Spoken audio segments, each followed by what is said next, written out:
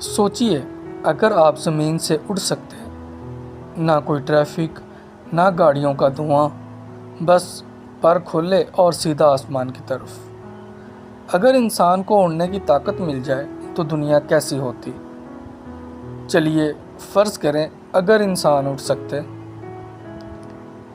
اڑنے کے لیے صرف خواہش کافی نہیں ہوتی، انسانی جسم کو مکمل بدلنا پڑے گا۔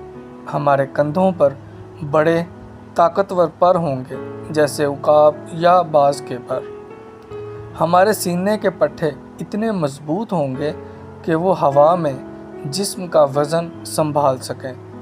اور ہاں، ہمیں کم ہڈیوں، ہلکے جسم اور تیز ریفلیکسز کی ضرورت ہوگی۔ شاید ہماری پوری اناٹمی بدل جائے اور تب جا کر اڑان ممکن ہو سکے گی۔ اگر ہم سب اڑ سکتے تو دنیا کیسی ہوتی؟ ٹریفک جام ہوتا؟ نہیں۔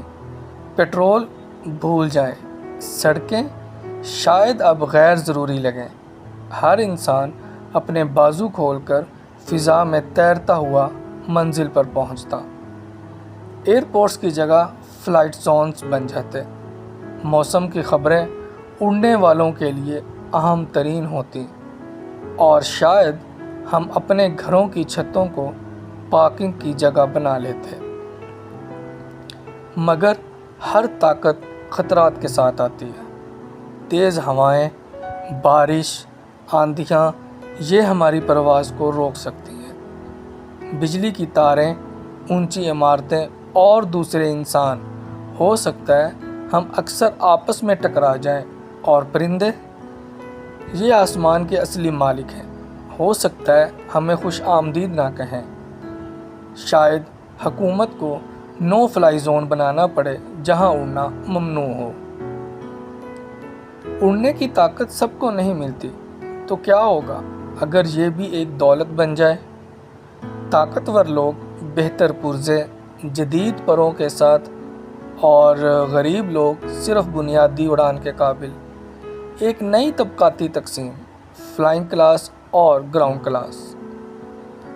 اور اگر ہر کوئی اڑ سکتا تو جاسوسی یا پرائیویسی کے مسائل بھی بڑھیں گے۔ شاید ہمیں چھتوں پر دیواریں اور آسمان پر قوانین بنانے پڑیں۔ اگر انسان اڑیں تو کاروں اور بسوں کی ضرورت کم ہو جائے گی، ماحول صاف، دھواں کم اور زمین ہری بھری۔ شاید انسان فطرت سے دوبارہ جڑ جائے۔ سفر کا مطلب صرف منزل تک پہنچنا نہیں ہوگا، بلکہ اڑتے ہوئے ہر لمحے کا لطف لینا بھی ہوگا۔ مگر سوال یہ ہے، کیا انسان اڑنے کی طاقت کو سنبھال سکے گا یا ایک اور موقع ضائع کر دے گا؟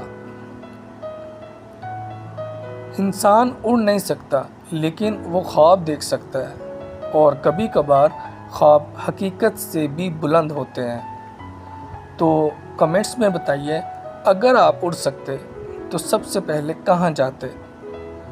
ویڈیو پسند آئی ہو تو لائک کریں، چینل کو سبسکرائب کریں اور اگلی اڑان کے لیے تیار رہیں۔